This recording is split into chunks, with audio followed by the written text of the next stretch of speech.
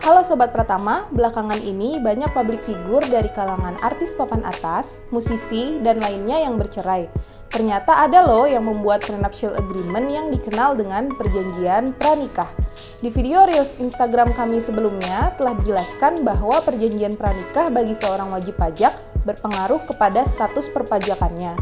Status perpajakan suami dan istri dibedakan menjadi 4 jenis, yaitu KK, HB, PH, dan MT. Kalau suami dan istri memiliki perjanjian pranikah yang memisahkan harta suami dan istri, status perpajakannya menjadi PH.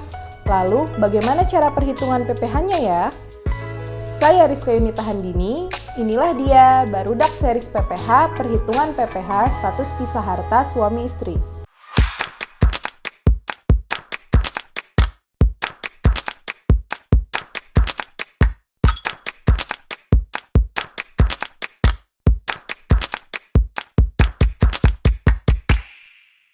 Sobat Pratama, sistem pengenaan pajak di Indonesia menempatkan keluarga sebagai sebuah kesatuan atau single entity. Namun demikian, suami istri dibebaskan untuk memilih status perpajakannya masing-masing. Status perpajakan suami dan istri dibedakan menjadi 4 jenis, yaitu KK, HB, PH, dan MT. Apa yang dimaksud dengan KK, HB, PH, dan MT? KK atau kepala keluarga. Status WP dengan suami istri yang tidak menghendaki untuk melaksanakan hak dan memenuhi kewajiban perpajakan secara terpisah. Istri dalam melaksanakan hak dan kewajiban perpajakannya menggunakan NPWP suami atau kepala keluarga. PH atau pisah harta. Status WP dengan penghasilan suami istri dikenai pajak secara terpisah karena dikehendaki secara tertulis oleh suami istri berdasarkan perjanjian pemisahan harta dan penghasilan atau yang biasa disebut perjanjian pranikah. MT atau memilih terpisah. Status WP dengan penghasilan suami istri dikenai pajak secara terpisah karena dikehendaki oleh istri yang memilih untuk menjalankan hak dan kewajiban perpajakannya sendiri. HB atau hidup berpisah. Status WP dengan penghasilan suami istri dikenai pajak secara terpisah karena suami istri telah hidup berpisah berdasarkan putusan hakim. Nah, apabila Sobat Pratama memutuskan untuk memiliki perjanjian pranikah, status kewajiban perpajakan Sobat Pratama menjadi PH atau pisah harta, yaitu dikenai pajak secara terpisah. Bagaimana konsekuensi dari status PH? Sebetulnya, wajib pajak dengan status PH berpotensi menimbulkan kewajiban pajak yang lebih besar loh. Mari simak ilustrasi berikut ini. Tuan A dan Nyonya B menikah dan belum memiliki anak.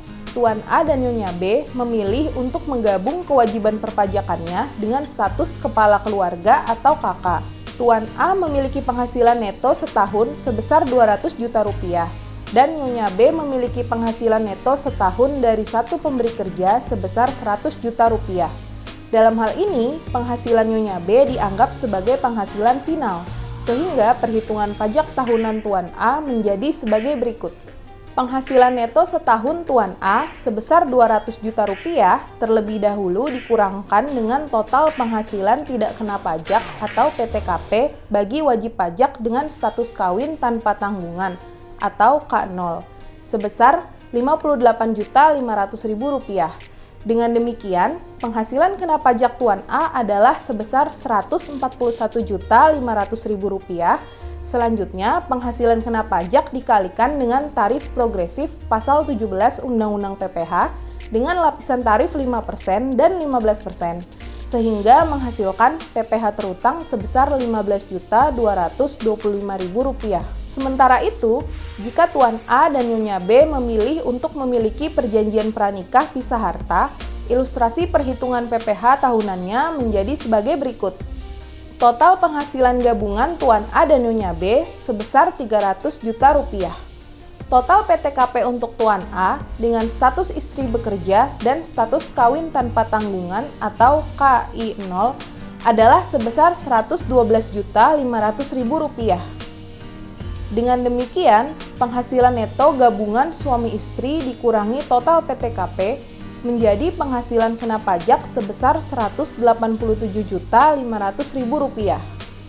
Selanjutnya, penghasilan kena pajak dikalikan dengan tarif progresif pasal 17 Undang-Undang PPH dengan lapisan tarif 5% dan 15%, sehingga menghasilkan PPH terutang sebesar Rp22.125.000. Dengan masing-masing proporsi PPH terutang Tuan A sebesar Rp14.750.000 dan Nyonya B sebesar Rp7.375.000.